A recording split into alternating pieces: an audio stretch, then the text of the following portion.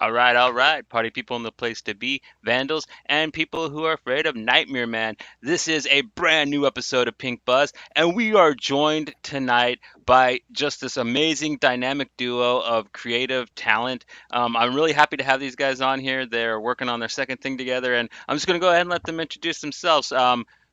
Whichever Matthew wants to go first, go ahead and take it over.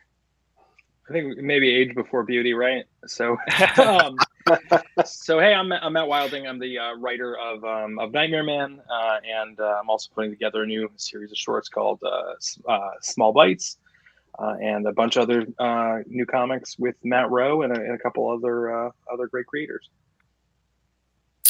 And I'm Matt, the better looking one. I'm the artist on Nightmare Man and the artist writer on the Eternal Dieback. Yeah, it's the looks, it's not the brains. That's why we're here. A lot of other things I'm involved in, and I'm in Small Bites. Check out my website at Matt Rowe Art. Yeah. You also got your whole universe comics that you're launching too, right? Your whole Roverse, which lots of neat stuff that's going to be popping out of that. A lot of neat stuff that's going to be popping out of that. The Back of Dieback actually has a secondary short story, kind of a comic trailer that I was experimenting with. And just before we went live, we were all talking about the hit Kickstarter going on right now by Brandon Sanderson. Just hit 20 million. And something that I noticed from him is that he's doing a 4-book collection plus a bunch of other stuff. So I'm curious if it would be advantageous to be doing Kickstarters with multiple books. I wonder if it would be more advantageous to be the most famous writer in your genre. Yeah. Probably. George R.R. Martin, he needs to do a Kickstarter next, because I'm pretty sure that guy, he has a hard time lining up them jobs. He's got the Elden Ring money, right? Yeah. Is that not him? Enough. Yeah. That's him? I didn't know that. Yeah, anything to distract him from his actual responsibility. Yeah, he's not finishing Game of Thrones, man. No, he's got that money in his pocket, in his bank account. He's like, fuck that shit. Well, after he saw how his supposed scripted ending went over on TV, I'm pretty sure, that probably derailed a lot of work that he maybe had done, I would think, so. Yeah, I mean, it's the best scenario for him, right? He can blame Hollywood for ruining his ending and be like, I just can't look at this anymore. Not taking any responsibility for it. It was brilliant. That's actually how we're going to end our next thing. We have a pirate book coming out that's supposed to be 6 books, but we're going to do 5. We're gonna sell it to Netflix. We're going to let them ruin it, and then we're going to be like, sorry, we just can't anymore.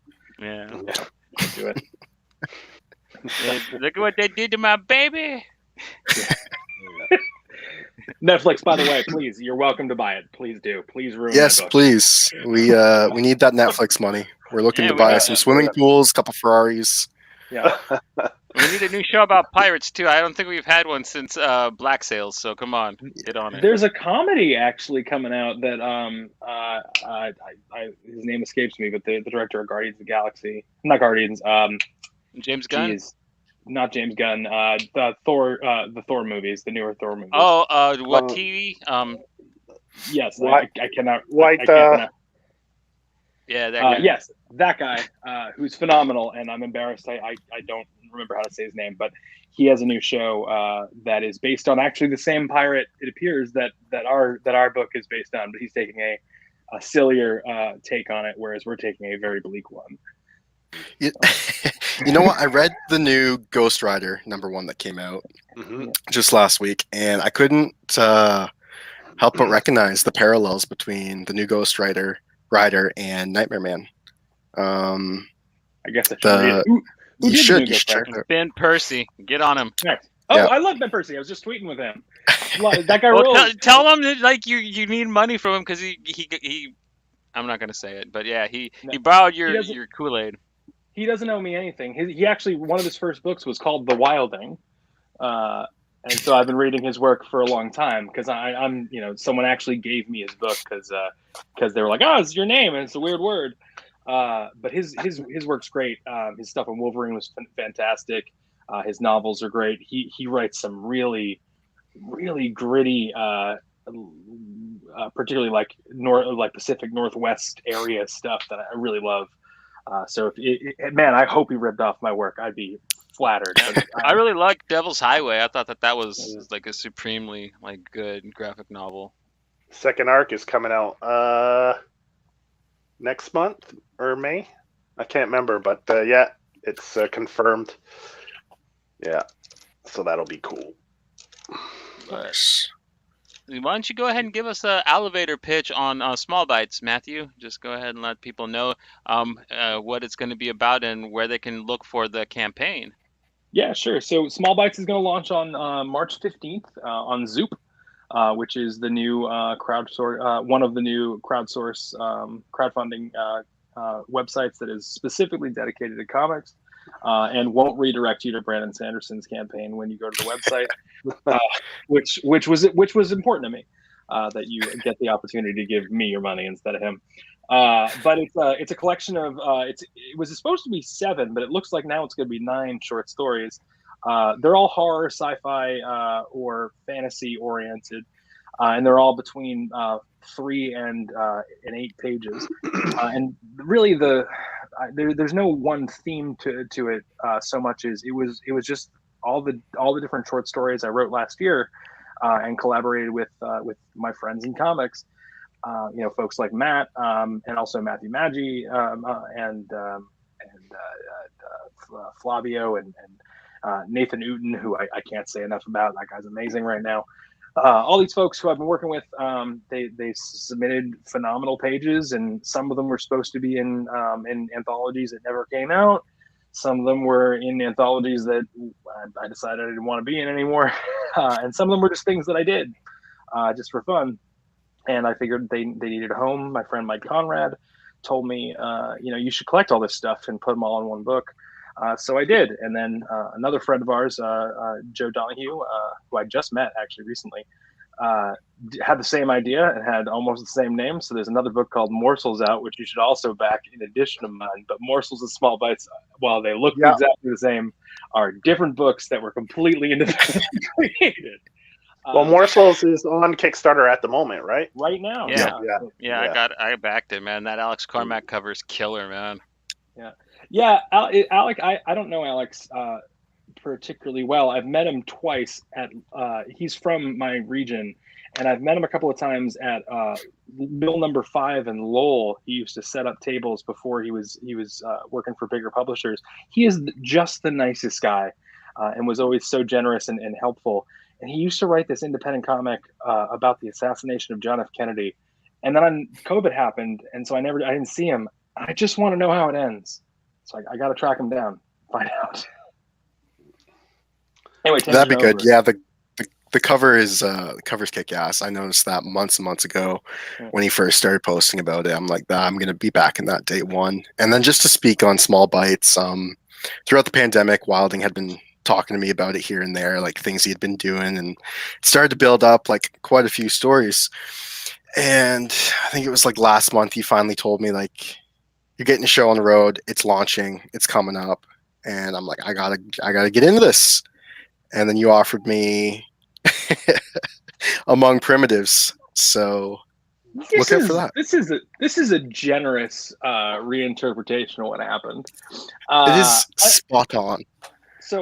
So Matt and I want to also hype another project Matt and I are doing. So Matt and I have been working on a project called Freehands for a while, which is a pirate story, a 6-part pirate kind of mystery story. And we've been working on it for a while, and Matt, of course, had dieback going on as well. And he was just submitted these slapping pages for Freehands. They look phenomenal. And I don't mean to beat him up, but he moved a little slow. And so we were working on this project. It was a little bit delayed, and I was working on Small Bites. And I'd given him the script to Among Primitives, which is the 6-pager he did for Small Bites, about a year and a half ago. And he was like, cool. And then I never heard anything again. And then I was like, oh, it's about to launch. And he was like, oh, I'd love to be in that. And I was like, cool, we have another 100 pages worth of book to do. And then he was like, yeah, but I really want to be in that. And I had 6 pages of fully inked work, like very good sci-fi work in my mailbox, like, I don't know, 72 hours later. It's ridiculous. Oh, it's going to publish now? Here. And it looks great. Yeah. That's how it works with artists. It's not just me. I've made my rounds around Twitter, and everybody. It's as soon as the Some of the like work you that have. look forward Oh yeah, to. that is some of the work. Everybody, you're gonna have a year to do something. You're gonna do it in the last month, and it's just the unfortunate part about how artists operate. I've been getting better at it, of course. Like you mentioned, I tossed you those sci-fi pages rapidly, Very and then with freehands, yeah, we've had a couple different bumps in the road with that. Through the production stages, and then we took a pause, and I needed to keep working. So I had already started Dieback and decided just to jump right into that, and that worked out. But then Dieback ended up taking a lot longer than I wish it would have. And now we're back on freehands. I'm about to send out Dieback this week, and all is well. I've been updating you about freehands, so it's been exciting. I have a whole Drive file just waiting for me right now. I'm excited. Yeah. Yeah, and I beat up Matt, but I should say Matt's work is phenomenal, and he's right. This happens to a lot of not just artists but creatives in general. The writers have the advantage where if we're way behind, we can still crank out an entire script overnight. If it's pinched to be like, oh yeah, we really need to edit that, but you can't really fake 24 pages of art on 24 hours notice. Yeah, it's rough, and that's the other thing is that this project freehands has taken so long that recently, when I did pick it back up, just at the end of last month, I looked at the original 6 pages and I needed to redo them, and it's one of the worst habits that you can get into. I remember when I was an even younger artist, and I was drawing this. Yeah, when I was 7, exactly. I was drawing this print for, I think it's just for myself. It's a Dead Man piece, and I kept redrawing it, and it was just this cycle of 3 or 4 months for one piece, and I'm like, fuck this. I can't keep drawing this. So I just put it aside, never touched it again, and it was finished. I have it somewhere, but it's never satisfied with that. So yeah, you can get yourself into kind of a tornado of sorts where you're rehashing the same thing, spinning your wheels, and just gotta watch out for it, I guess. But all is good now. We're on track. So we can swear on this show. I just want to make sure this isn't like NBC. Yeah, I didn't want to curse. But... Oh, curse away. Curse away. Yeah, I'm far from being able to get monetized, so yeah, go ahead. Right. Do the thing. Apologize later. Yeah, it's better to ask for permission or forgiveness and permission. Yeah, exactly. Yeah, I'm a coward at heart. I'm a rule follower. So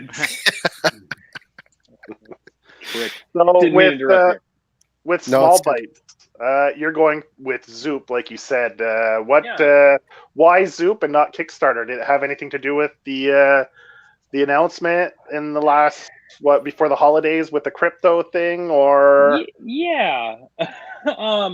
So I want to preface this a little bit because I'm not a zealot about it. I don't fault anyone else for using Kickstarter. It's very possible I'll use Kickstarter again in the future. But yeah, I want to be a good citizen. I wanted to also test the market and see whether or not Kickstarter was a seller for me, or whether or not my audience was coming with or without Kickstarter. I suspect that a lot of my audience, which is not huge, will come without Kickstarter, and the data that I got from Kickstarter suggests that I didn't really get anyone too far out of my orbit through them. Nightmare Man was well funded and well backed, despite the fact that it wasn't like a project we love. It was never featured on the first 9 pages of comic projects. We still had 200 backers and over $5,000 for a first project, which I feel pretty good about. But Zoop is comic specific, which I thought was kind of cool, and and they seem to be a little more environmentally conscious, which I certainly care about. But I also just wanted to, you know, help diversify the market a little bit if I could. It seems like it'd be good for comic creators to have other options, and ultimately, like if Zoop fails terribly, if the Small Bites campaign is a disaster and nobody backs it, I can just I'm okay. I can just put out Small Bites. It's fine. Or you know, or theoretically, I guess I could just Kickstarter it again. It'll come out. It'll get distributed. We'll probably shop it around to a publisher. It'll be fine. But if it works on Zoop, then cool. We helped legitimize another voice in the market that's really focused on our industry, and you know, cares about some of the things we care about.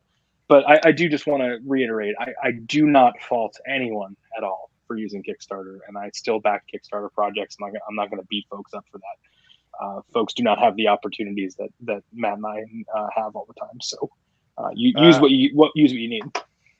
And when will the campaign start on Zoop? March 15th. March I should load some content for that immediately. Yeah, it'll launch. As soon as you have a link, let me know. I'll put it on this video. So I do. I can actually send it in the chat right now. Okay, sweet. I'll put it on after the show so people can hop on over.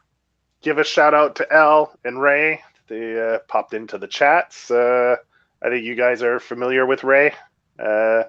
He's actually just finished up, I think, with Fallen. I don't know if he sent Ray's in the book. I didn't mention him. He's in the book. Yeah.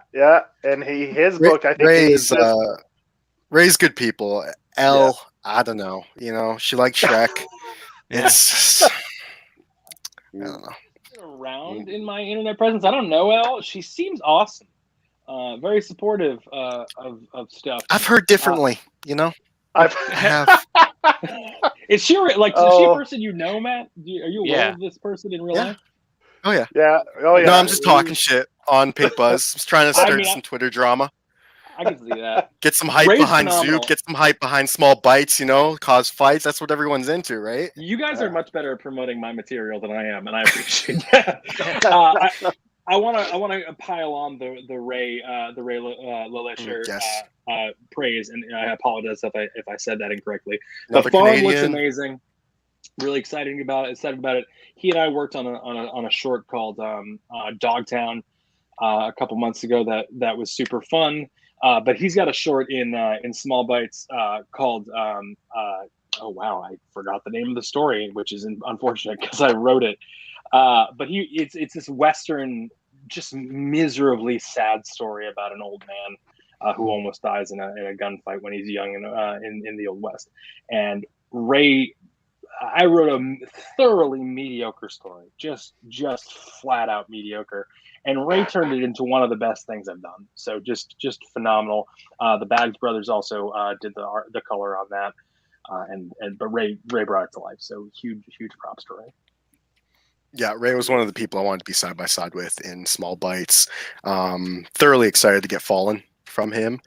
Yeah, he's putting out a lot of good stuff. I'm not sure if he got it back from the printers yet, but I think it's getting close there. I think he sent his book off to the printers. So, and speaking of getting books back from the printers, Dieback. Dieback, baby. We got it. Hard copies. So where are you at with that? How many of them do you have packed and ready to ship? Like, what's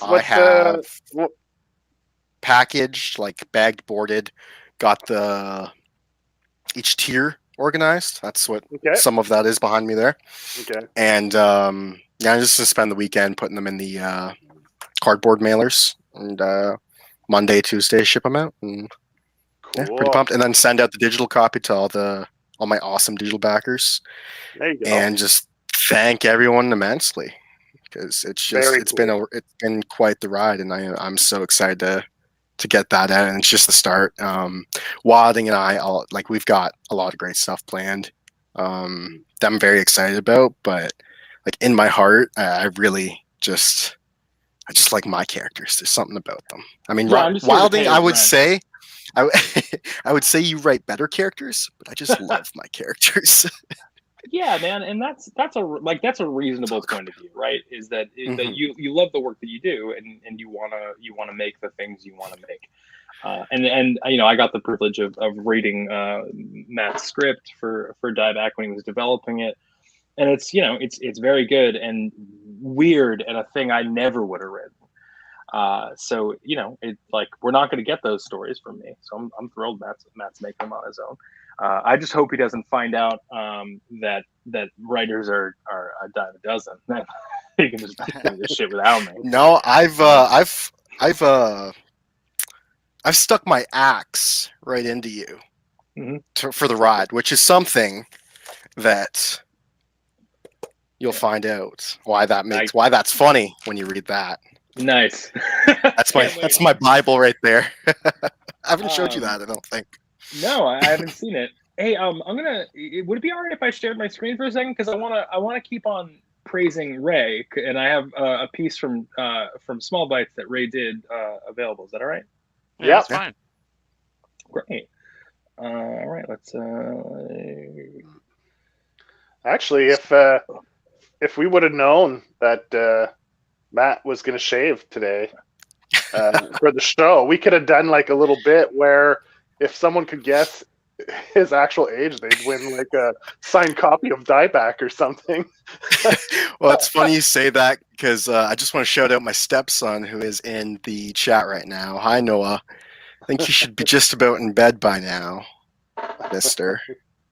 Hi, Noah. You don't have to go to bed. I'm the older Matt, and I said it's fine. That's going to go well for me, I think. I'm sharing my screen now. Can you guys see this page? Yeah. Yeah. Perfect. Yeah. So this is the first page of Lucky That Way, which Ray wrote, or Ray did the art for, and I wrote. And this first page is in suburban New Jersey in the early 20th century, and this old man has lived through a pretty miserable experience in the Western territories in the late 19th century and survived through it. And man, I can't emphasize enough that I just wrote this story thinking about, honestly, I was thinking about my grandfather. My grandfather was ill, and I thought it would be interesting to kind of do an experiment, just thinking about how somebody might think about the world as they get old and as they are contemplating death. And I'd thought about a story that my grandfather had told me about how when he was younger, he was really proud of his family, but if he had the chance to do it over, he might have just been a drifter. And it was a really honest moment.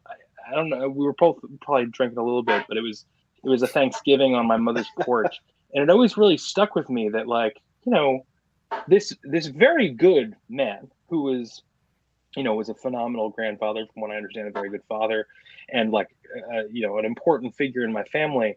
When he's being honest with himself, when he's considering who he is and where he came from, there still are like little, like, not regrets, but like, I wish I saw that.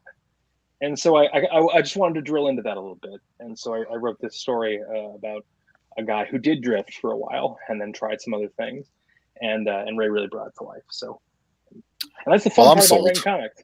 Yeah.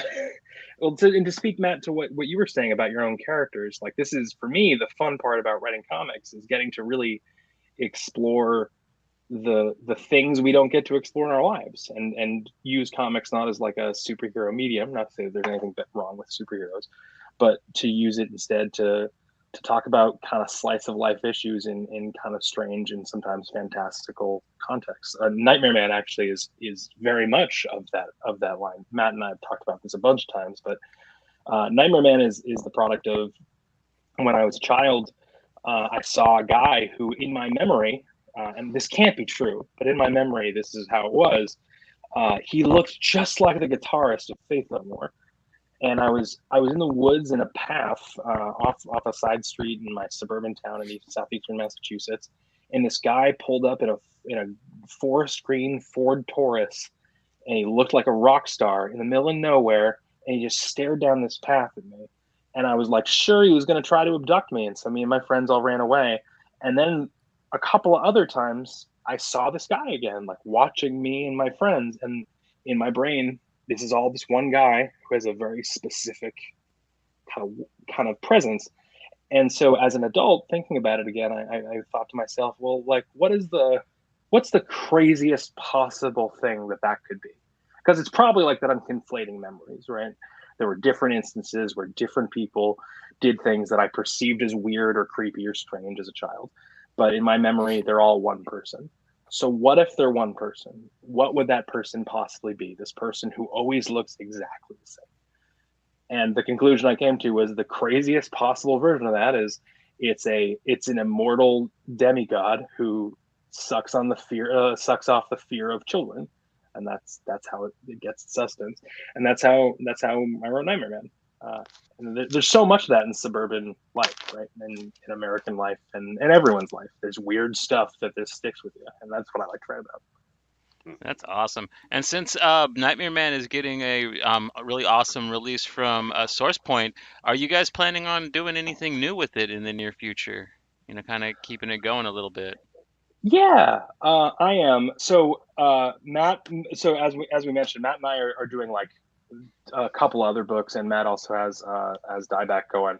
So Matt has Dieback. We both have Freehands, and then after Freehands, we have a horror book called Man of the House, which is a very unsettling, also very suburban Massachusetts horror story.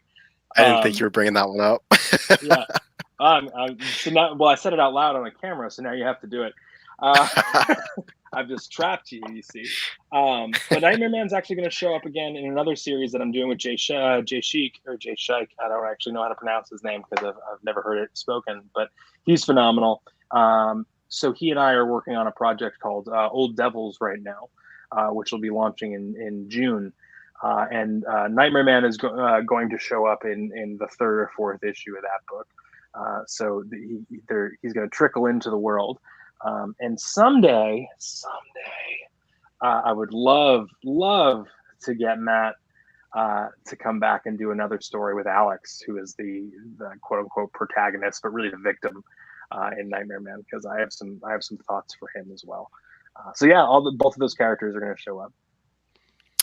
Yeah, we've not actually talked about doing another Nightmare Man, and it's funny because you are thinking the same route that I'm thinking. It was Alex that I was like, we need to go back and take another look at that character. Yeah, so we'll have to have a call about that. Yeah, I really want him to like find his footing, but at the same time, I want him to sort of be wrong about his footing, you know. And so, if for those of you who have not read Nightmare Man, I don't want to give too much away because I'd love for you to buy it from SourcePoint Press. It's available for pre-order now and comes out on May 25th, 2022 at comic stores all over the country and I believe Canada, America and Canada. Yes, sir. But so the main crux of Nightmare Man is there's a man named Alex who is a middle-aged guy who has a good amount of me in him, though his struggles are very different than mine. But he suffers from a lot of the same things that I think a lot of people like me suffer from, where they're not sure about their neuroses and their fears, and they're not sure about the choices they made as an adult. And then he's confronted with this impossible scenario of this monster from the dreams of his childhood in real life. And I would really love to explore further the idea that, like, he gets, like, I don't want to say it's closure, but he certainly gets an ending in Nightmare Man. And I feel like maybe the ending would be as traumatic as the stuff that got him there. And so yeah. I'd like to follow that conclusion in a kind of overzealous way, where he, like, maybe he breaks, maybe he becomes a fanatic or something. I might be giving too much away. I don't know. We'll find out. If I do any of the things I just said. It sounds like something that could happen after reading it, because he seems to be extremely on edge. The slightest little things set him off. So yeah, I could see that happening for sure. I was just curious, because you guys put this out you crowdfunded Nightmare Man about a year ago? A year ago, yeah. It shipped in February of 21. So how did you come about to have it land at SourcePoint? It's a great question. So I sent it to them. I just cold sent it to them, and I was absolutely. And they were the only ones I sent it to. I think I might have Okay. sent it to one other publisher. Okay. But I kind of just sent it to him cold and was like, "Hey, check this thing out." And I was shocked to find out that they were interested and thought our work was good. Not to say that I'm surprised that they thought our work was good, not because I think we're awesome or anything, but But I we think are. we knew. I think Matt and I knew. So Matt and I worked on one small project before Nightmare Man, which is also in the Kickstarter version, a short story called Little Things, which is also available for free online. But Little Things was the first comic I ever wrote. And I went through Gail Simone's comic school during the pandemic, but I'd always kind of wanted to write comics. And Little Things was also based on something from my childhood. In Foxborough, Massachusetts, which is where I grew up. There was an insane asylum, which is common in Massachusetts, that there were these old insane asylums that just closed. And one of the real tragedies of these insane asylums is that they treated these people just horrifically, right? And then the response to them being treated horrifically wasn't to treat them well.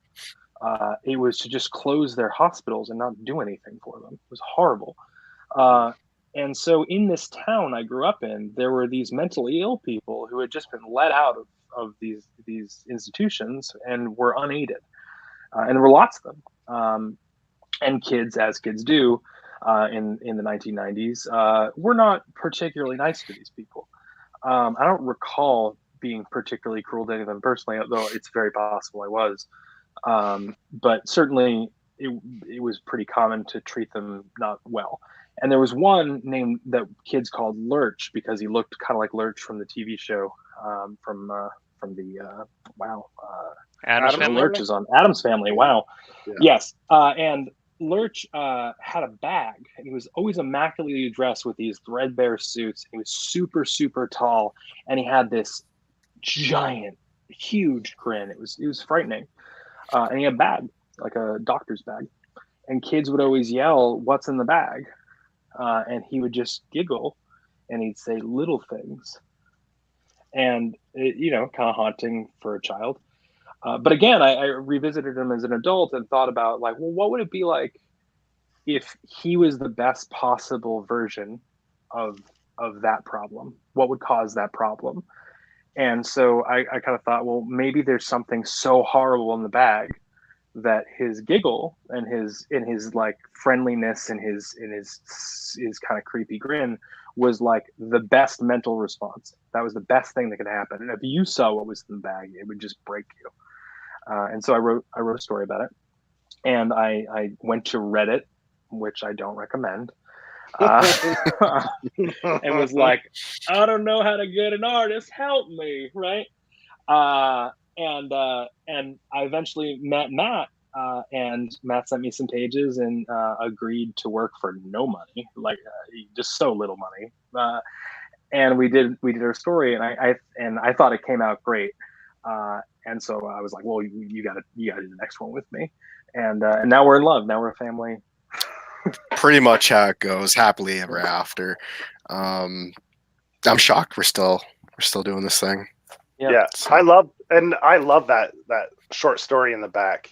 I really dug Little Things. It was really good. Like, I think I enjoyed that story more than the actual Nightmare Man story. Like, I remember I told Matt that before. I was like, I love that story in the back. Just the setup and like you said, it's actually based on, like, I remember seeing a documentary on that when they just closed the mental hospitals down and just left these people to fend for themselves. And I was like, man.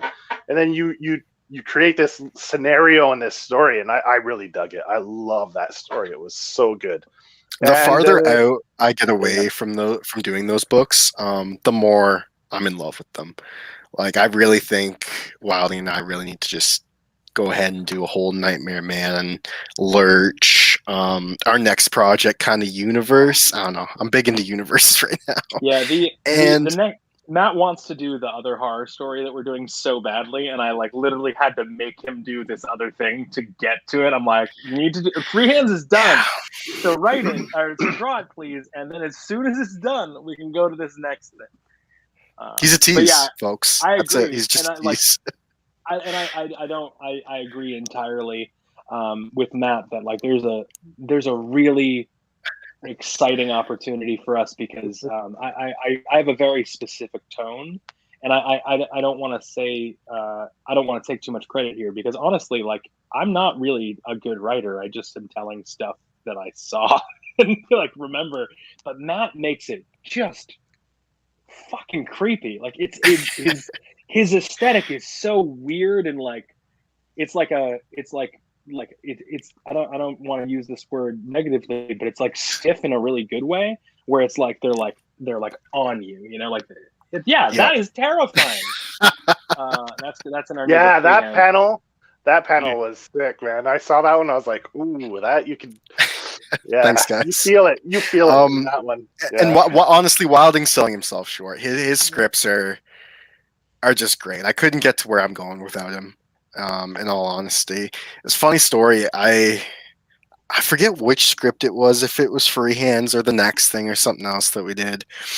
But he was experimenting with a new format for his scripts because he had been like sending them out to publishers and editors and shit like that. So at the bottom in the footer of every page of his script, it said like Matt Wilding at mattwilding.com, and this is Matt Wilding's script page number 7. And it was on every single page. And I don't know if I'm just like weird or anything like that, but once I read the script like visually, I like to put it into a voice program and listen to the script. So I would listen to a portion of the script, and then it would say Matt Wilding at mattwilding.com every single time. So I had to tell him, like, you got to take that out of there. Everything else is perfect, but I know who you are, man. Yeah, that was for the first draft of Man of the House, and we keep on coming back to this. And now, Matt, we're gonna have this conversation afterwards, where we're like, I guess we just gotta start doing Man of the House now. But Man of the House is a story that Matt and I have been kind of kicking around for about a year. Again, about suburban Massachusetts and the horrors of suburban Massachusetts. In the house I grew up in, there was it had been on a farm, and the farm had been the home of someone who was bootlegging, and then the farm was knocked down, and they built a duplex and subdivided it and whatever. And my dad and I found the old bootlegger stash in the backwoods with old broken bottles and shit. And all of the women in the house, never the men, but only the women, saw this ghost, who they started to call him Harry. And Harry was always benign. He was never frightened. He would never hurt anybody. But Mike Conrad of Wonder Woman and Batgirl's fame, who's in the chat, is saying he's wearing Tremor Dose as well. Tremor Dose was a fantastic book. Love that. Double book. Walker, which is a Double Walker as well, was excellent. Monster. Yeah. He says he's wearing the same shirt I'm wearing. The reason Mike's just self-promoting now. Mike drew this shirt, so come on, man. You want to get on my shine? Come on. So anyway. So this house where I lived had this ghost that only women saw, and it was a duplex. So we had other neighbors who moved in and out over the time that I lived there, and all the women on the other side of the house also saw this ghost, always dressed the same, but different ages and doing different things, sometimes like standing over the bed. My sister saw him sleeping in the hallway. My neighbor saw him walking up and down the stairs of the basement, always wearing a flannel shirt and workers' pants. And just such an interesting idea that there's a ghost that only manifests itself as in front of women, but never in front of men. Seems kind of misogynistic, kind of controlling, creepy, yeah, kind of creepy, right?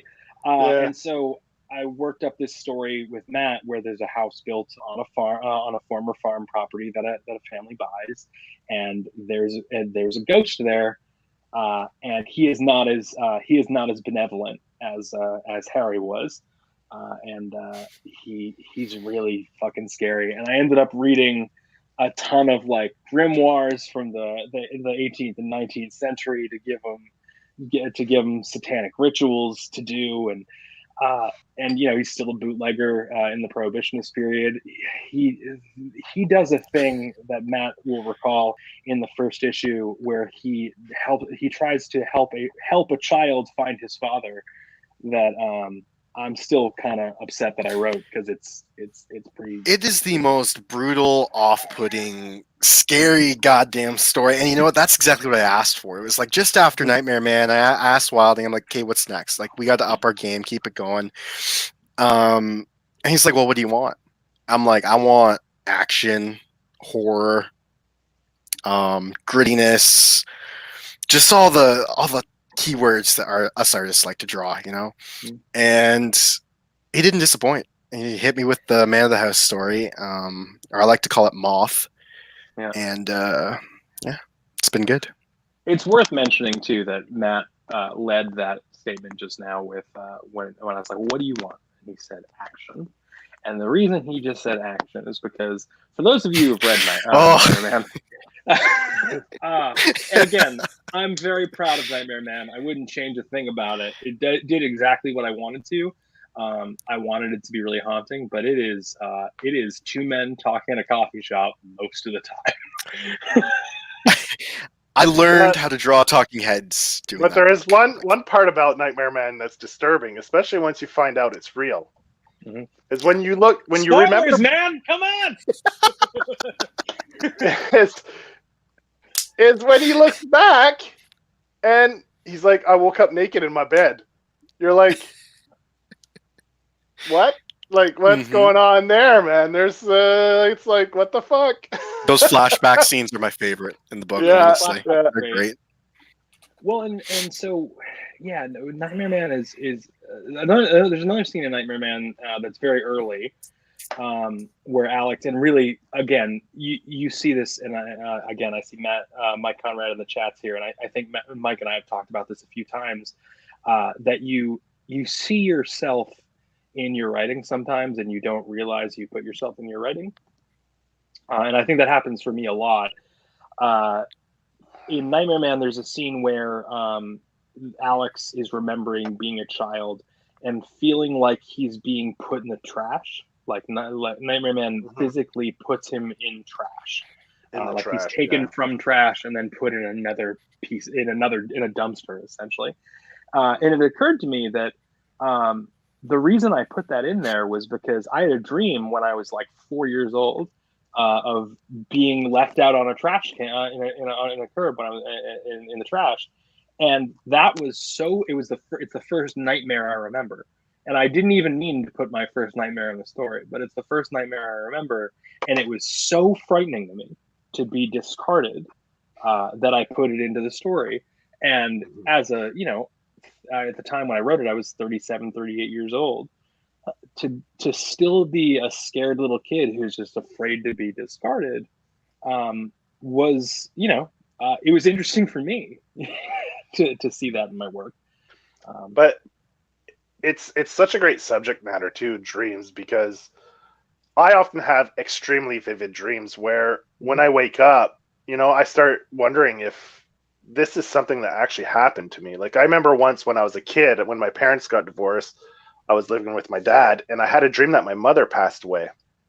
And I woke up in the morning, and right before I was getting ready to go to school, I look up at my dad and I said, "Is mom dead?" Like it was such a vivid, and it felt so real that I wasn't sure if it was or if it wasn't. I had to ask my father if my mother was still alive, because that's how real that dream felt. And I still have, not all the time, but at least once a year, I have a dream like that where I wake up and I'm so messed up because I'm having a hard time like feeling if it's real or not. Like some of these dreams are so vivid and it reaches so deep down in you that you kind of lose that grasp between like the mental part and the reality of what you're living. And but after you wake up and you kind of get your senses back, you kind of realize, okay, that was just a dream, and you kind of settle down and relax. But it's very, very unsettling to have like dreams like that are that vivid that it can trick your mind into thinking that it's something that actually happened. Well, that's the thing that I find most with Wilding's writing is it's so visceral, vivid.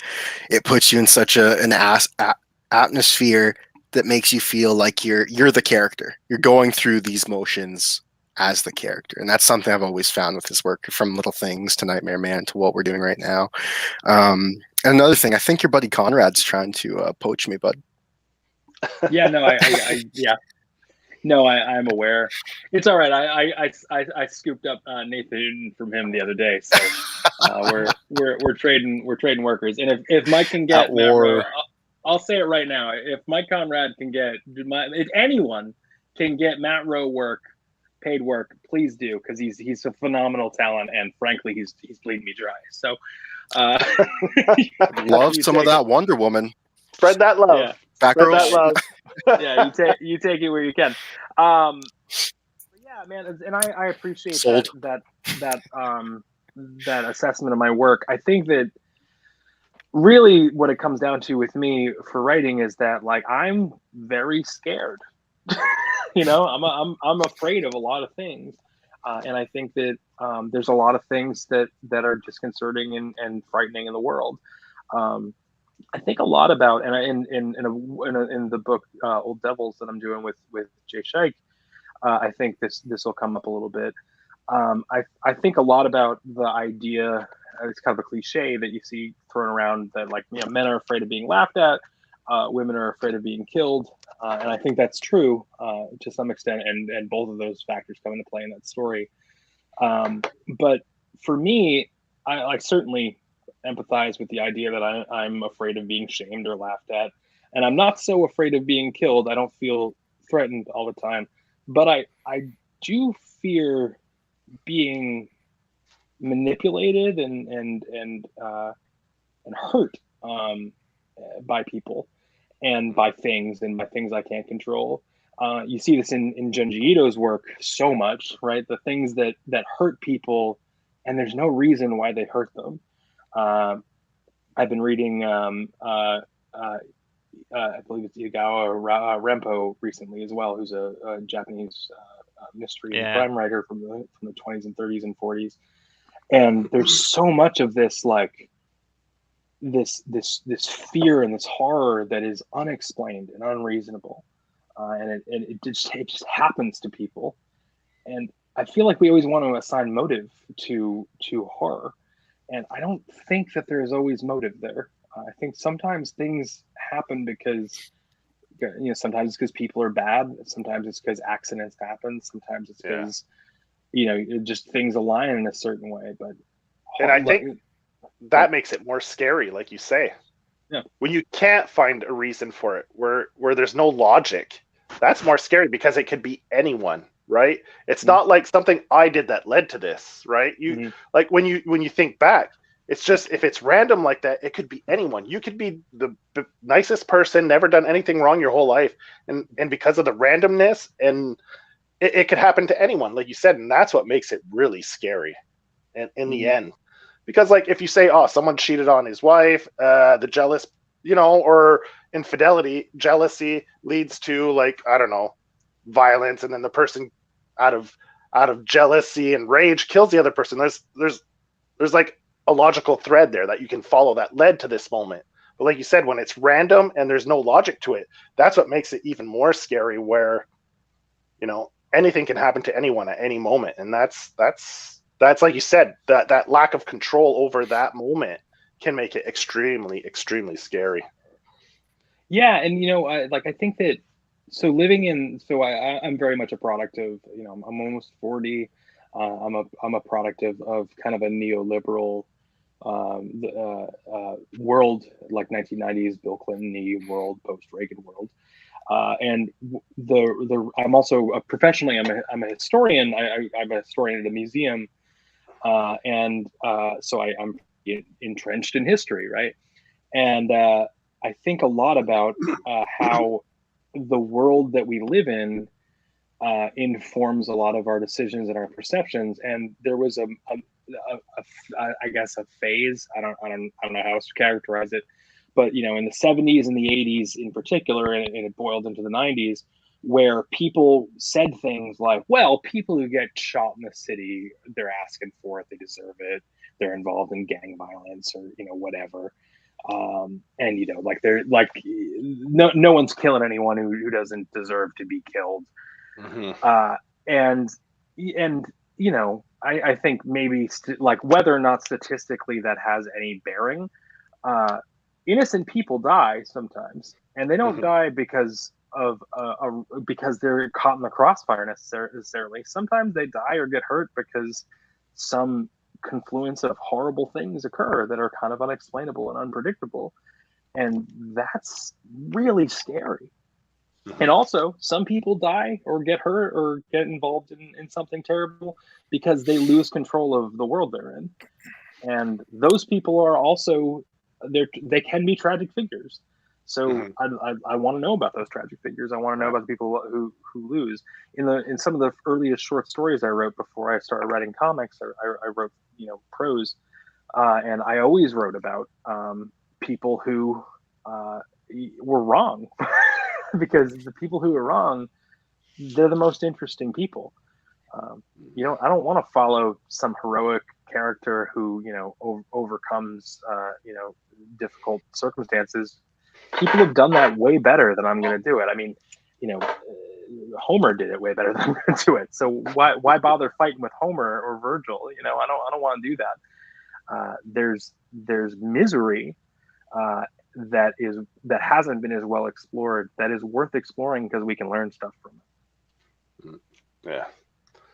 Yeah. Write what you know. Yeah, and I guess I know misery and not heroics. So absolutely. Well, I just want to say I think that's why we're such a perfect pairing. You're over here bearing it all, getting naked. Your writing it's so raw, emotionally driven.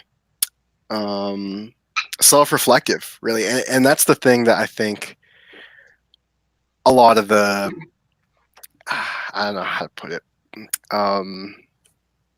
The way Twitter doesn't get from the writer's side is that they do a lot of self-reflection, a lot of thinking. Sometimes that's going to take you into some dark places, and then I, as an artist, I get the script and I'm like, okay, so he's sad. I'll draw a sad guy, right? But there's a lot more that goes into that, and that's why comics are just such a unique medium in that way. So there's one story in Small Bites. Oh, sorry, go ahead. No, go ahead. I was saying there is one story in Small Bites that is not like objectively miserable, and that was done by Matthew Manji or Manji, and I want to praise him for getting me there, because I do have trouble writing cheerful characters and happy endings, and the story I had initially pitched to Matt was to Matt number 3. There's so too many of us. I know, most common name. Was pretty bleak and miserable, and he wanted to draw this kind of fun, uplifting, romantic fantasy, and we kind of met in the middle. But the fantasy story he wrote was fun. It was really fun to write because I have hope for those characters. These two characters that are running off together and trying to escape something unpleasant, and they succeed, which almost never happens in my other work. We in the story I did with Matt, and actually I guess the story I did with Matt Rowe, that's in Small Bites, is also not objectively miserable. It starts pretty sadly, but it's actually sort of uplifting and reveals some of the mysteries of America, right? I don't know. It's not positive. It's not sad. It's You'll just have to find out when you go back it on Zoop, March 15th. March 15th, yeah. So we were talking about Nightmare Man. So I have a quick question.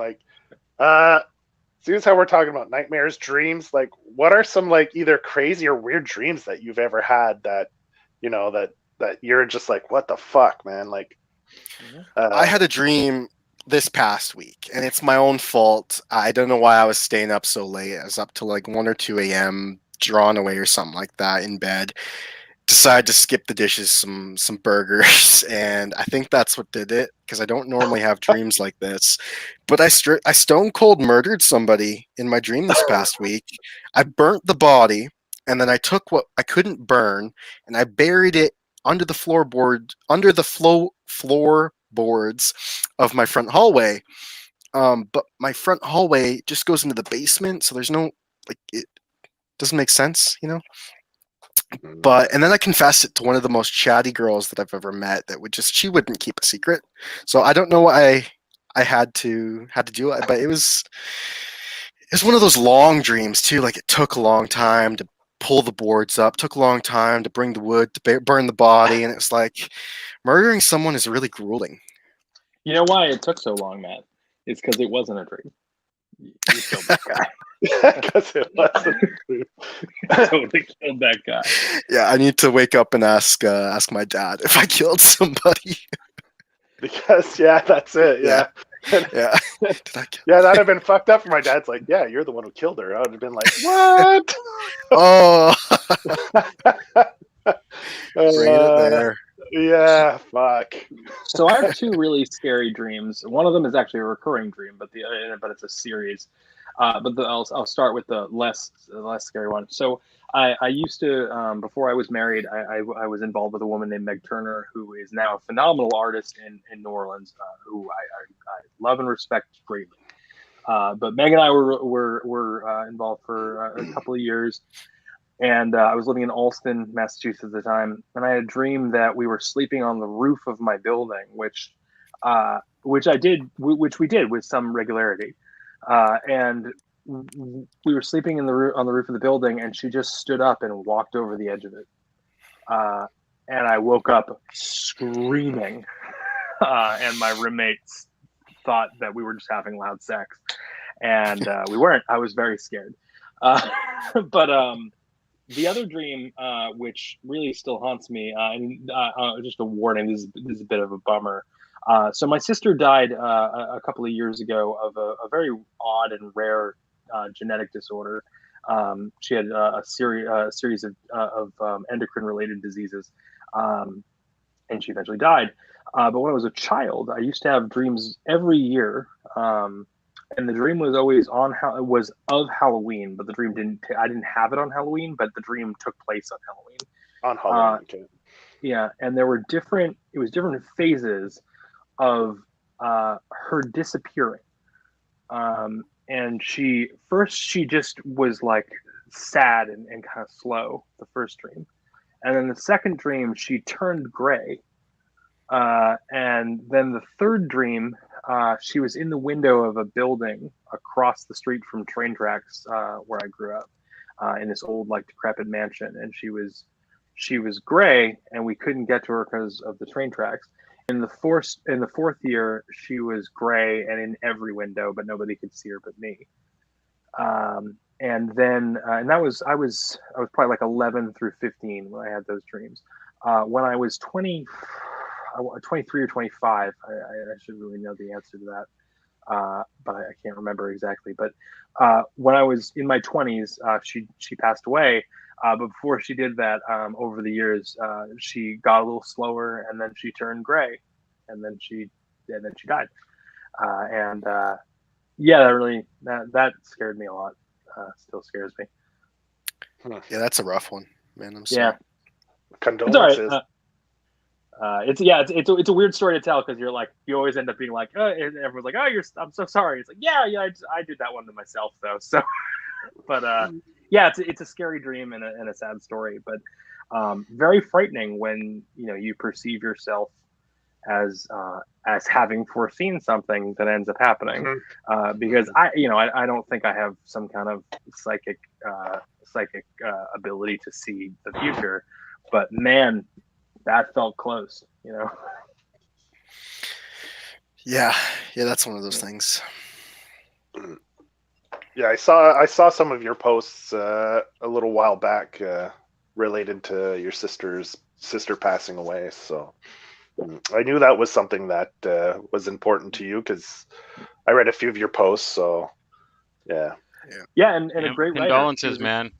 Thank you. Her name was Amanda Wilding, and she was a phenomenal writer in her own right, and easily my best editor.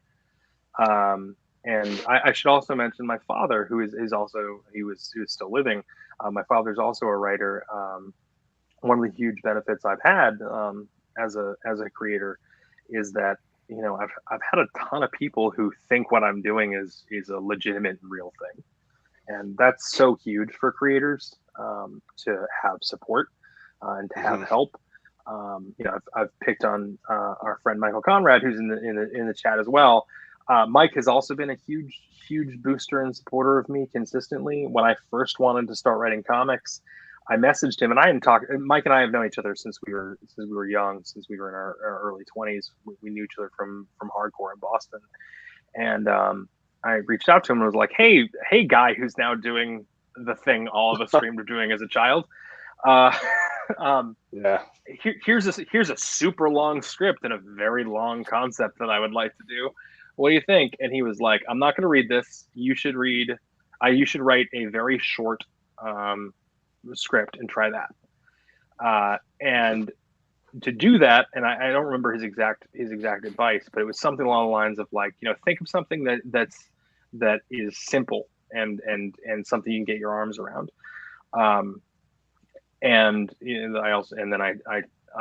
this was actually before the Gail Simone class, and actually the thing Matt might not know. So before I wrote Little Things, I came up with the concept for Nightmare Man.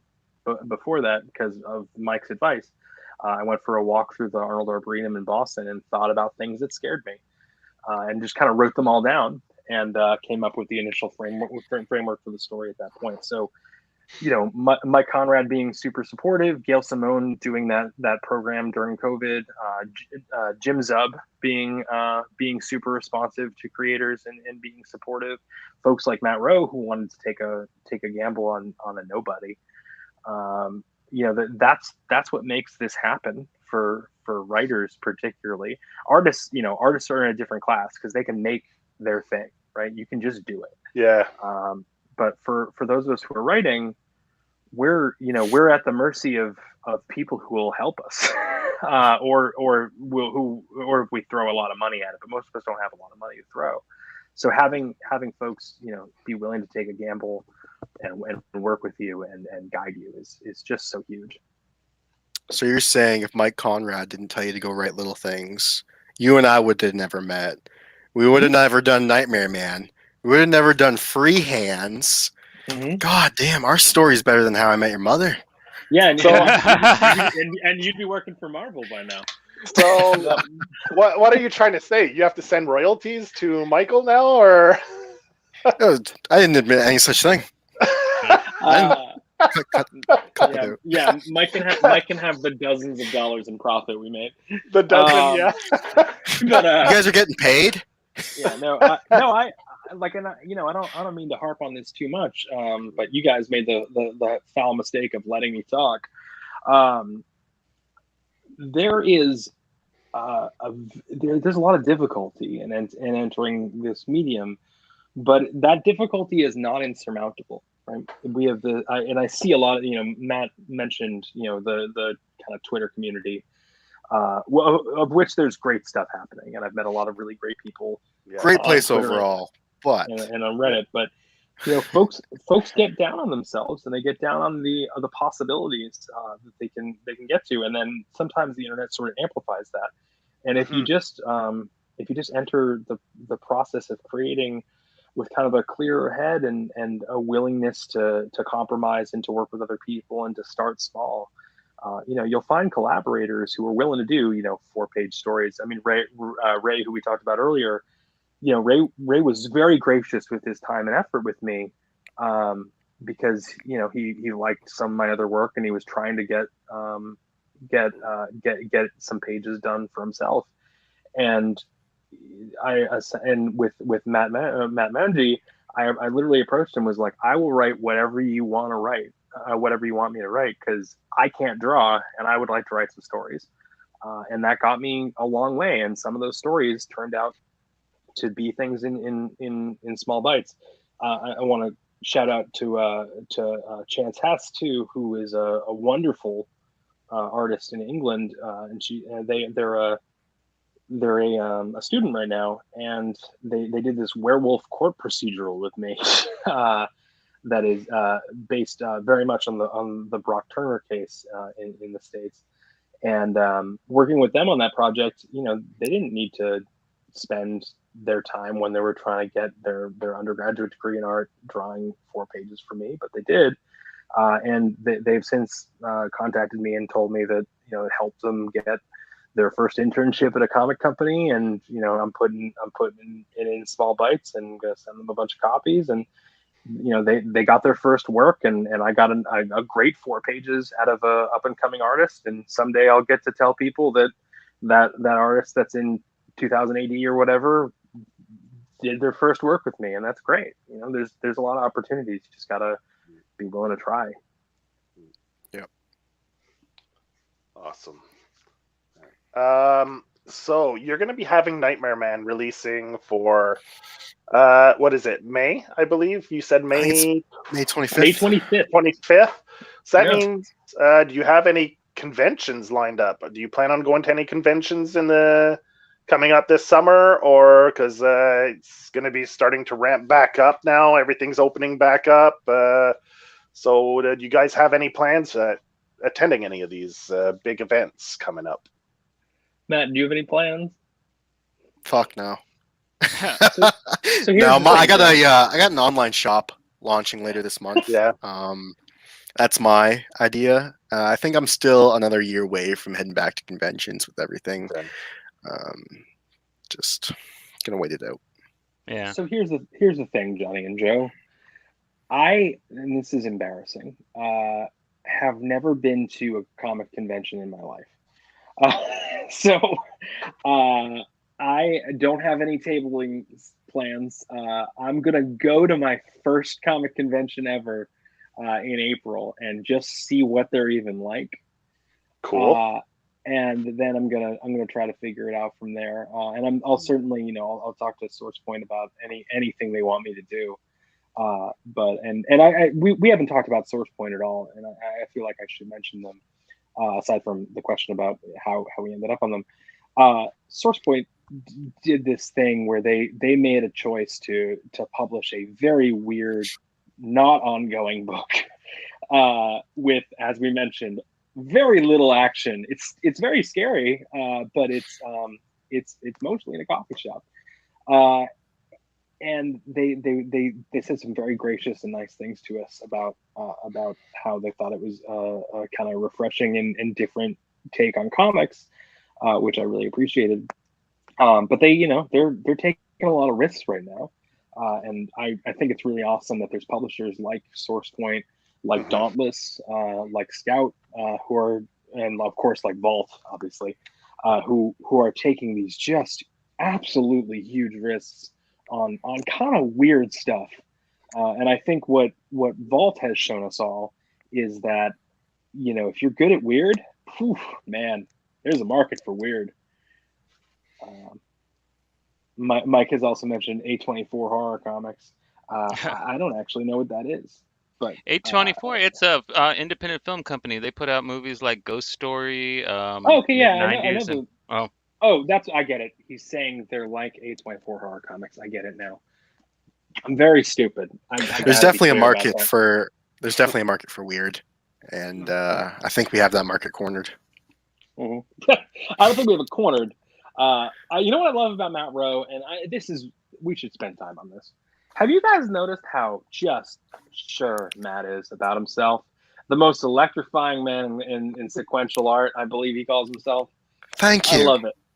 I love it. Damn, somebody's Did you taking with your eyebrow? No, not really.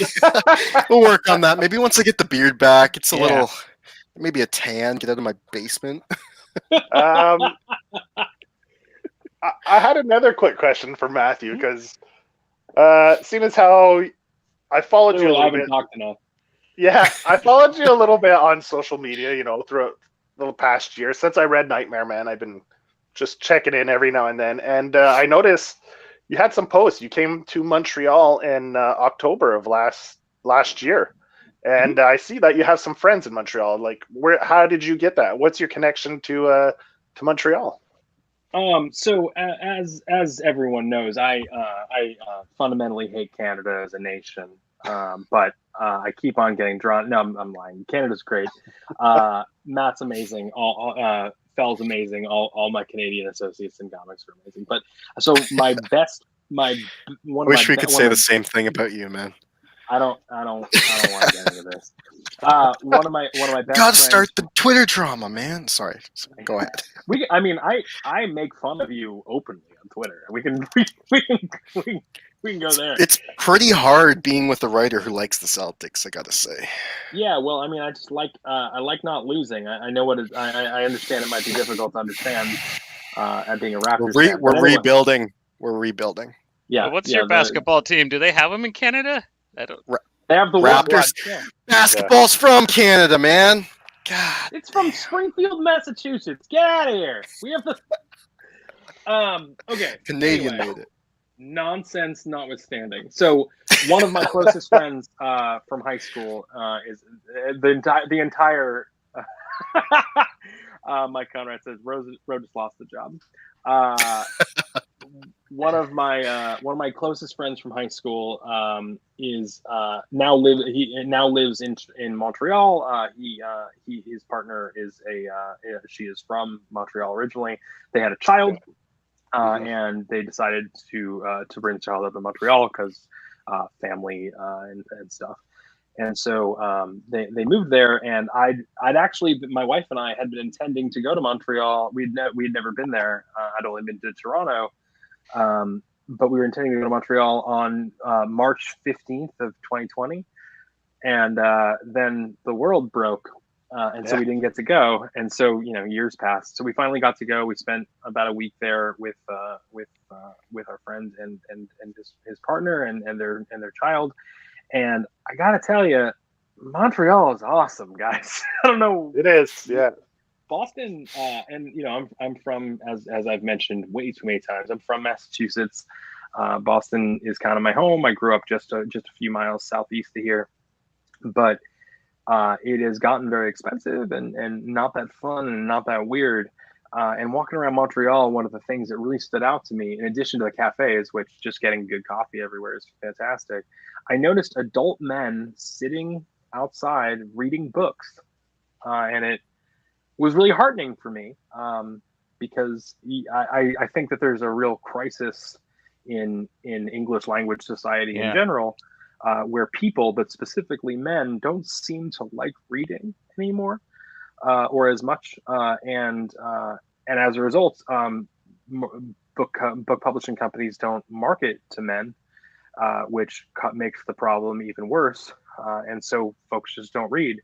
And so walking around a city in North America and seeing, men openly reading just really made me happy. And that, that reminds me, I'm going to just to do an aside here. I went to a bookstore in Boston called Paper Cuts in Jamaica Plain, which is a fantastic store. But a woman stopped me or talked to me because she was holding a book written by actually I have it right here, a history of the Black Panther history of the Black Panther Party by David Walker, which I think is great because, and I actually did a panel with David Walker about comics and history recently. Comics as a medium to teach history is fantastic, and she was holding it. And I was like, that book's great. It's a great choice. And she said to me, "Oh, my son is 10, and I wanted to get him this book, but I'm really trying to wean him off comics." And it was disappointing for me, but I didn't say what I really wish I had said, which is that I'm a professional historian for a living. Like my job is to write and teach history, and the only reason that I have a couple of history degrees and work in a museum is because I hated reading when I was a child, and then I bought some comic books, and it totally changed my life. And I got interested in history specifically from playing the video game Age of Empires and reading 300 by Frank Miller. That's it. That's why I went to school for history. That's the entire story. And now I'm the director of content for two of the most significant American historical sites in the United States, and that happened because of comic books, 100% because of comic books. So to hear somebody say to dismiss comics as not really reading in a society where people aren't reading at all. The thing about that really bothers me is that our society, as of the past, 10 years, is all about comic book content. The Marvel movies, Right. half the shit on Netflix, Disney Plus. It's just comics they're everywhere. And to see and hear somebody still having that kind of opinion about the source material, so many people still think comics are just old newsprint throwaways and things like that. Because, like you said, most of what they have out, though, I mean, you have all that content that's on, superhero. but it's all superhero stuff. You don't have any, like, they're barely scratching their toenails on doing Vertigo books, which they should have been doing since the 90s. That's where all the good comics came out. The past until Image really took off, and then now you got all these other companies that are just carrying that torch, putting out all this great stuff, but people don't know it exists. People really think that most comic books are Batman and Spider-Man, and they reboot every couple of months, and there's no continuity to them anymore, and that's just the big problem with another part of the problem why people dismiss comic books, in my opinion. Like, it floors me. There's no reason why there shouldn't be a commercial or trailer prior to every comic book movie and show that says, "Hey, this comes from this comic book. It's on sale at your local Kohl's or Indigo, whatever bookstores you guys have." And yeah, but you could have just said flip flops and blip flops just now. I have no idea what those are. But they're bookstores in Canada. Also, I think it's just a lack of knowledge of what the comic that's industry what I mean. offers. Having better advertisement. They have so much money to do that, and they're putting all this money into the films and TV adaptions. Why are we getting pennies on the fucking page for comic books? Where it's all coming from that. I mean, Jeff Lemire's Antler Boy just did Netflix's biggest freaking views of all time, not 6 months ago.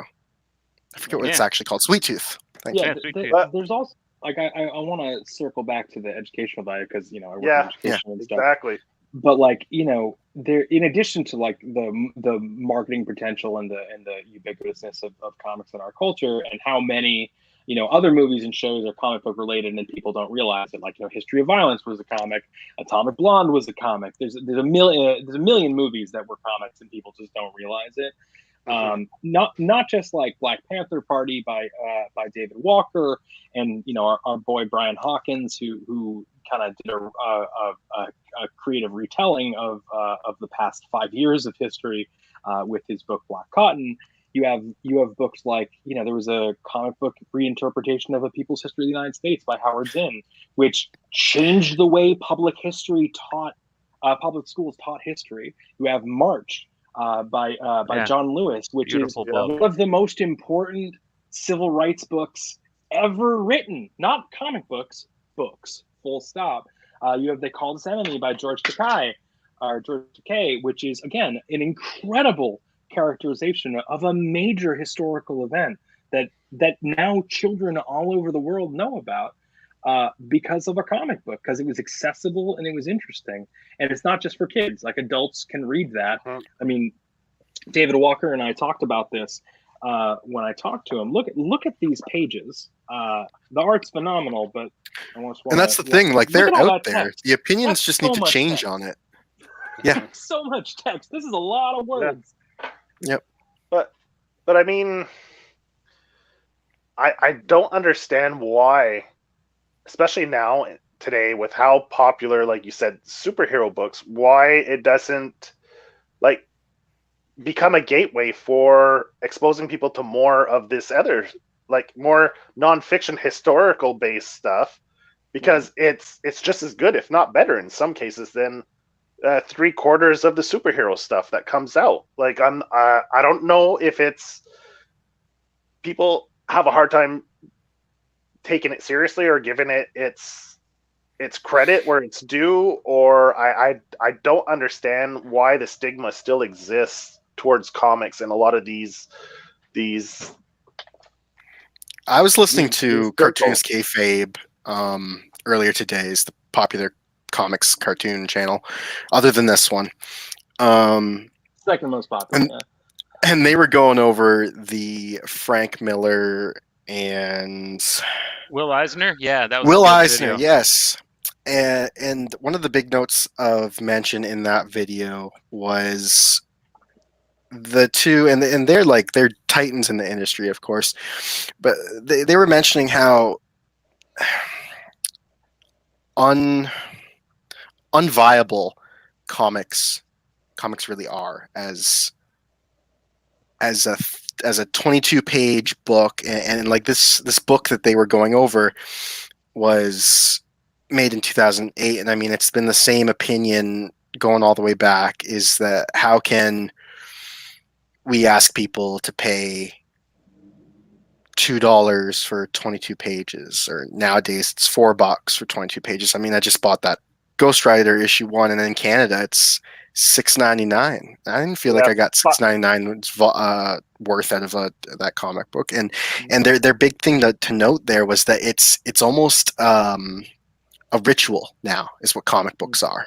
Like they're only surviving because people want comic books, which is weird to say when Wilding's mentioning. I don't agree with that. I mean, I like a lot of what they say, No, but I think that there's too much value in what people are writing and putting out to just simply say that maybe for superhero books, maybe for the people that read Marvel and DC, they're doing it out of ritual. But for people that read stuff like the stuff you guys put out, if they're people who read all the companies that we've talked about, Source Point, Scout, Vault, all those guys are putting out original, exciting, just explosive books. So if people are just they buying are. that because for ritualistic, I mean, I just find that insulting to you creatives. You know what I mean? And Yeah, Especially I want coming to from other clarify, it creatives. wasn't what that YouTube channel was saying. It was what Oh, Miller and Eisner were saying in the oh, book. I would Um, expect that from Frank Miller. So yeah, okay, yeah. never mind.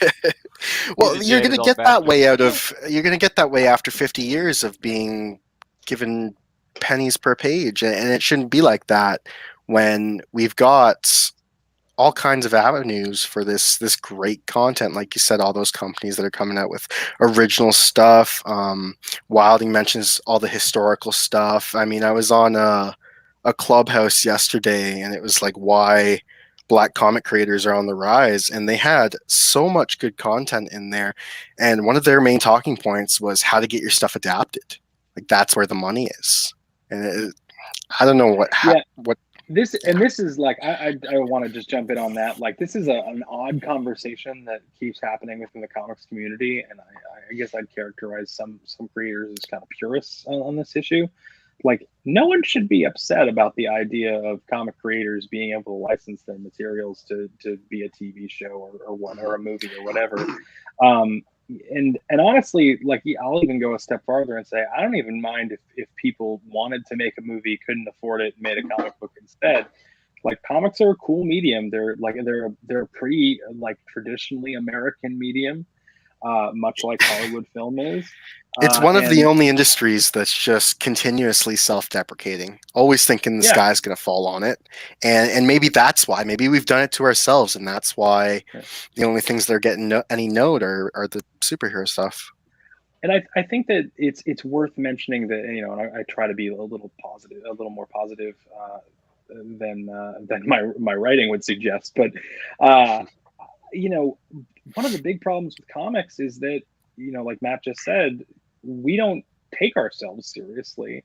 But like just my suggestion to people who want comics to be taken seriously or their work, like let's not characterize it as comics. Let's characterize it as art and writing. If I want my work to be taken seriously, then I'm just going to take it seriously. And Yep. audiences who find it and are willing to take it seriously will take it seriously. Like, and some folks who don't want to take it seriously won't. A lot of people didn't take Edgar Allan Poe seriously. A lot of people didn't take Lovecraft seriously. A lot of folks didn't take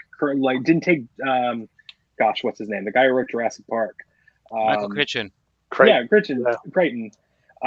didn't take him seriously. Those folks left an impact. I don't really care that much if the market thinks that my work is serious. I care if I'm proud of my work.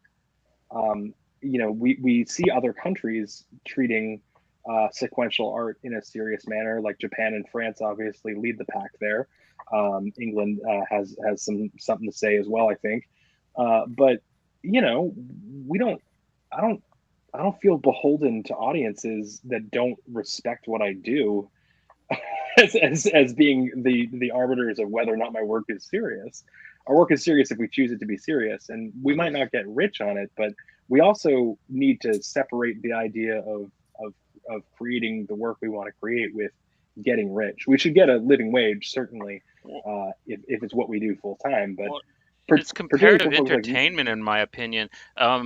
Let's compare it to video games. Like video games come out, there you pay $70 for them now, and nobody questions if like, oh, should we ask that much for a video game? And I would put Yep. a good graphic novel up against probably the way better written, way more fun, way more entertaining than most of the AAA games that I've bought and played over the past 5 years. I mean, like that whole it's really being dumbified, especially the storytelling elements of video games. And I'd have to say the same thing with film. People go on and on. They'll go see a movie and pay $20 to go see a film, but they'll sit there and complain about a $4 comic. But um, almost 95% of the comics that I've seen are better than every film I've watched recently. I mean, since yeah. except for maybe some But indie stuff that comes out every now and then.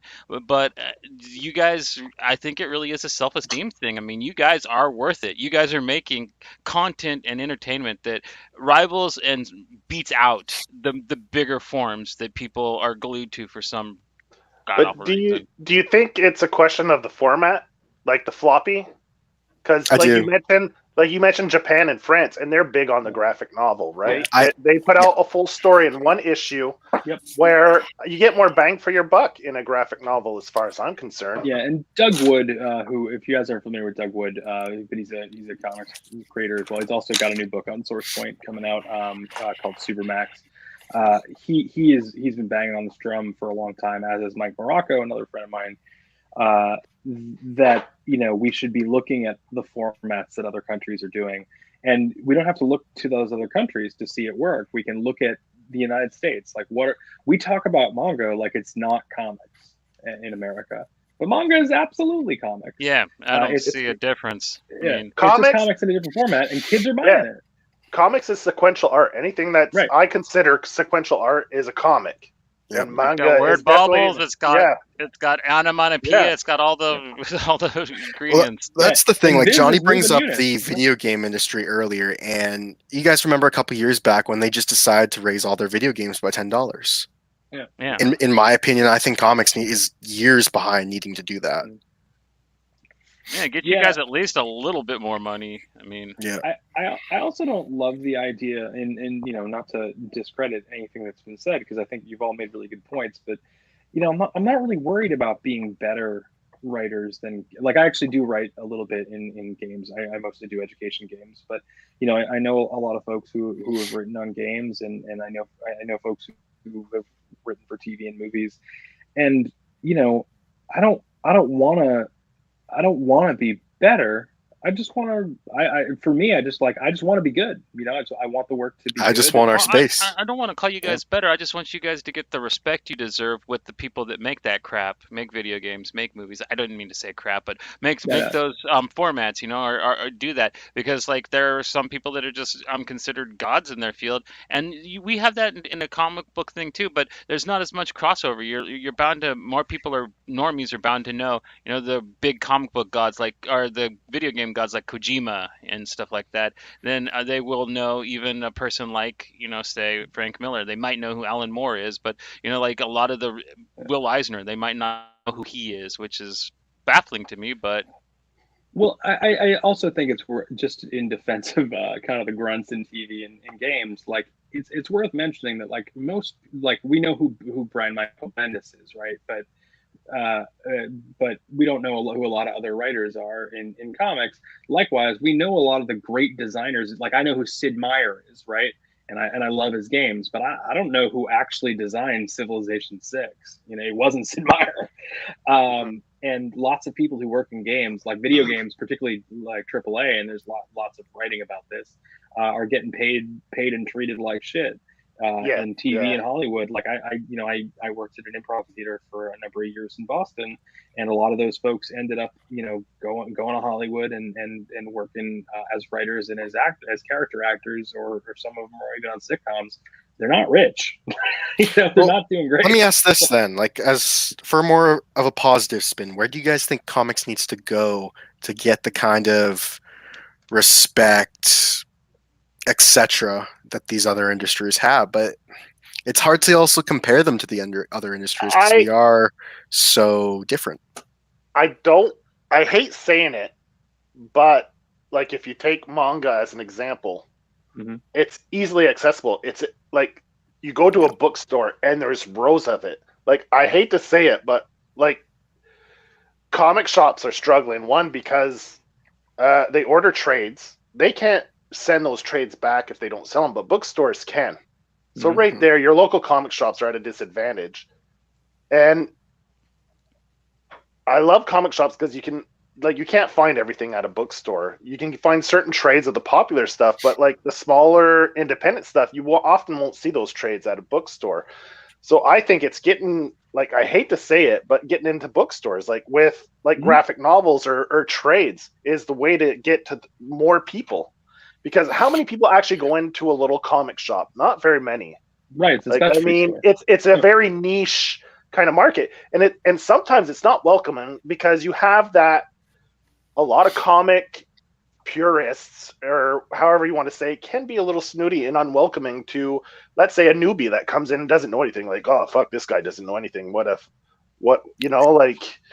very point is why I'm so disappointed in the new launch of Comixology. I mean, everyone moaned and groaned about Comixology going to the Amazon platform, but in my eyes, prior to its actual launch, I thought, yes, that'll be great. You'll have Joe getting his groceries on Amazon, and then there's an ad for my comic book that he'll pick that up. That's a larger market, possibly, but then they just.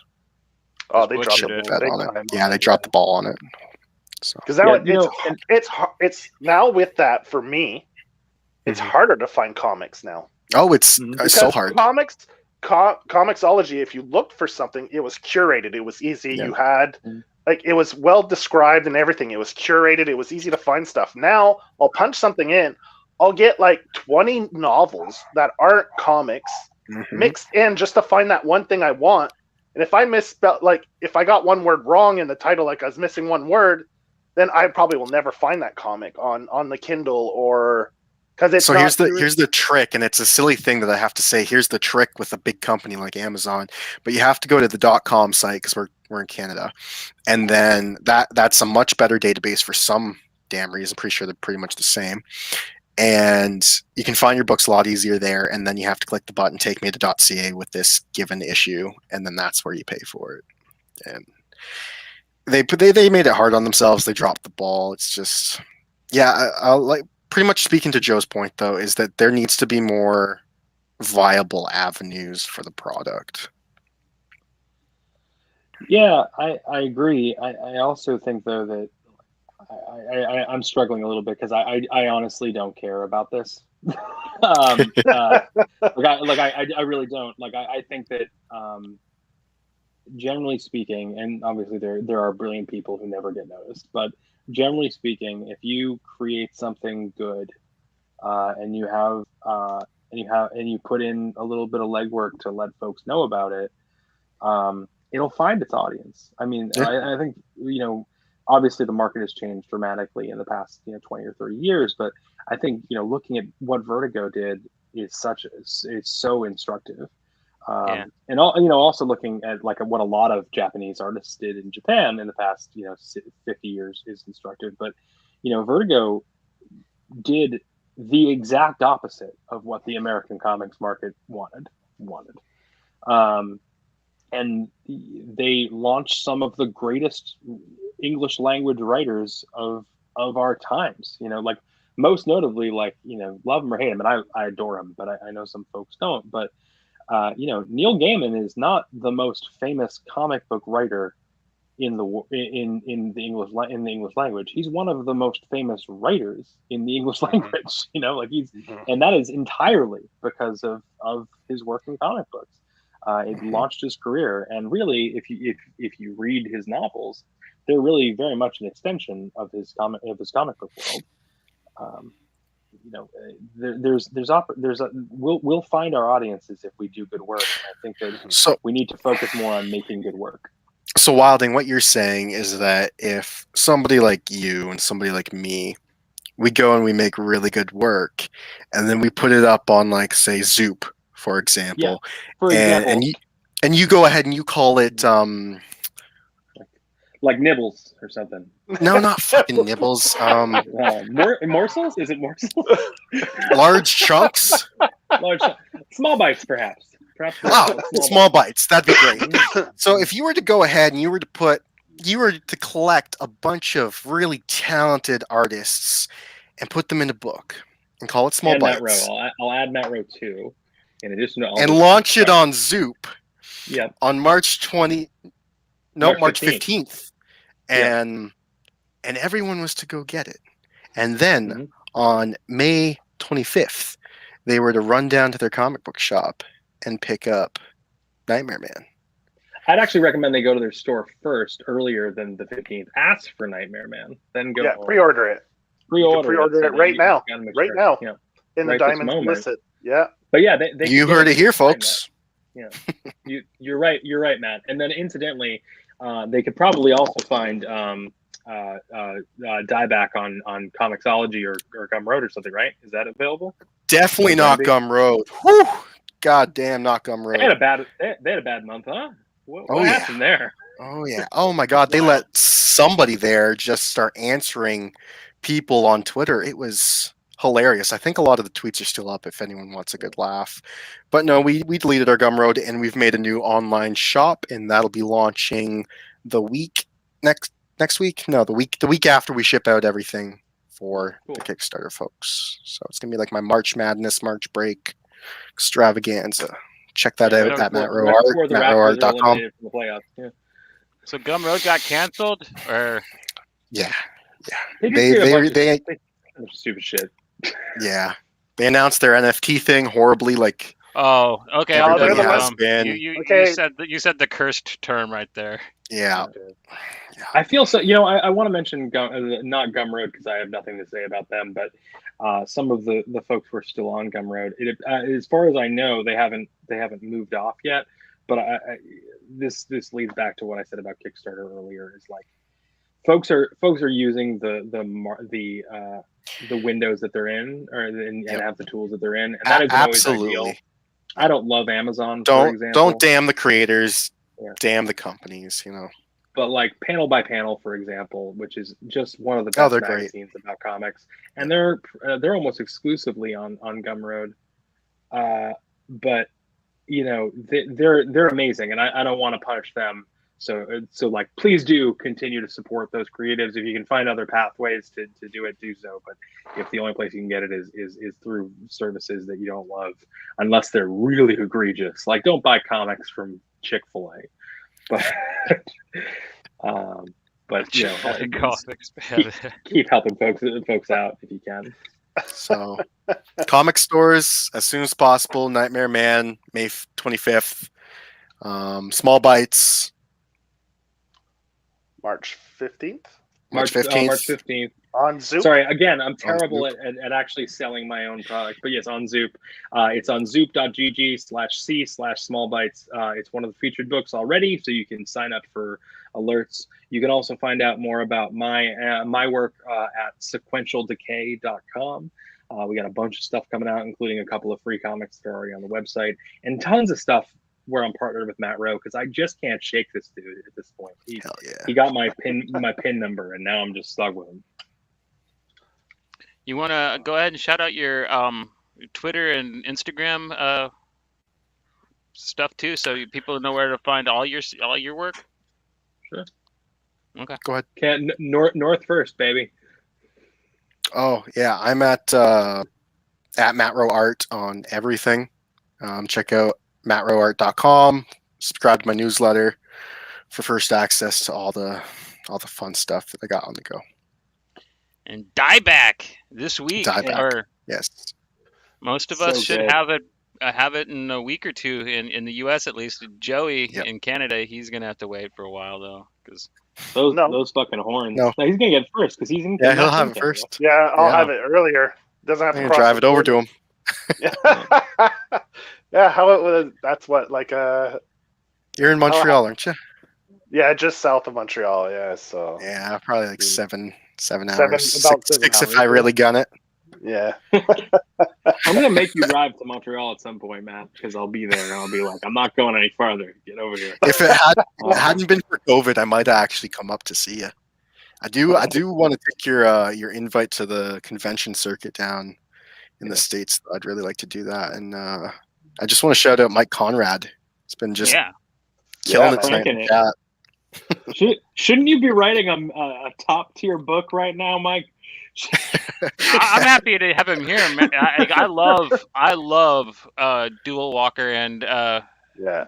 Double walk. Would love to Yeah. have him on to Yeah. talk about that with With Who's the artist? Noah Bailey. yeah, Noah. Yeah. Noah, Oh my God, amazing that artist. stuff, man. Ooh, Fantastic so work. beautiful. Yeah. it's awesome. Like Tremor Dose. Oh, I Oh, love that one. Tremor Talk Dose about- was like. I'd love to see that crossover with Nightmare Man, because like that Tremor Dose is completely terrifying. That's what I couldn't read want. that at night.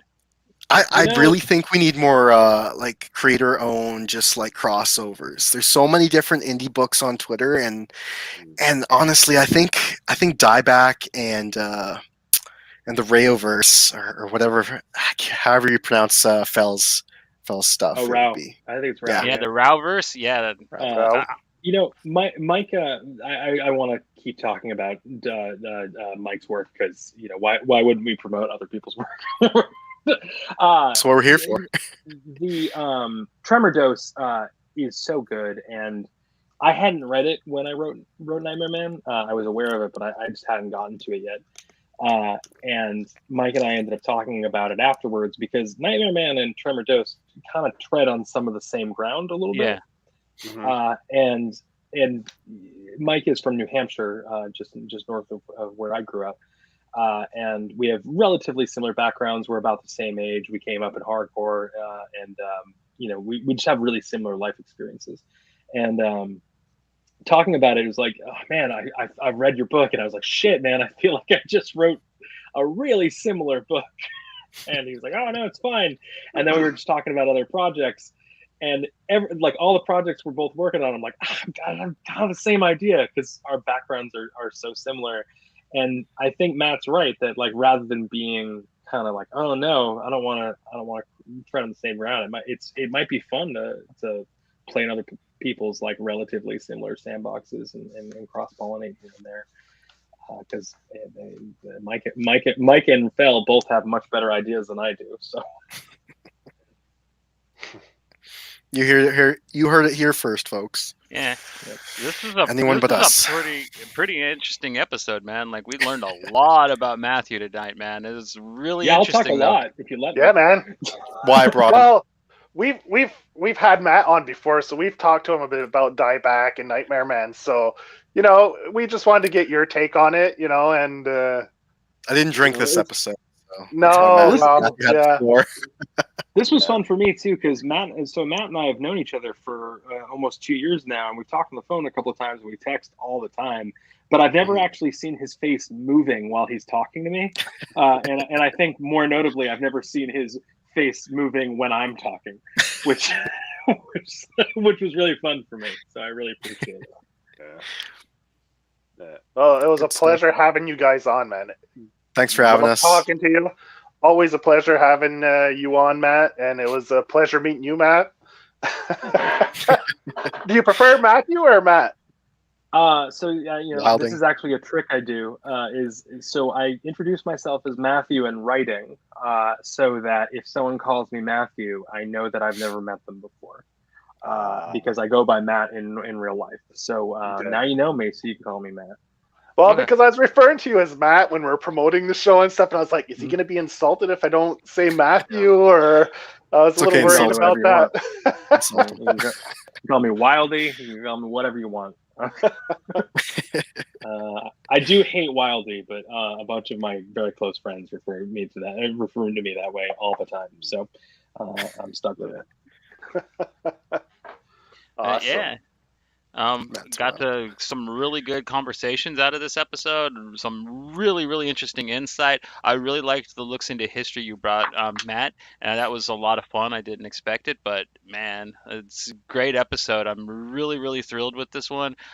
This is Pink Buzz. It's a product of graphic vandalism. You know what that means? That means don't stop reading. That means never stop reading. That means don't stop supporting awesome independent music, and don't stop watching amazing films. Until next time, this has been, probably one of our best episodes, in my opinion. And if you liked it, if you're new here, if you want to help people learn about the mats, please like and subscribe. It's the only way to really help get the word out more to more people. And yeah, just help out. These guys need it. Until next time, take it easy. Thanks.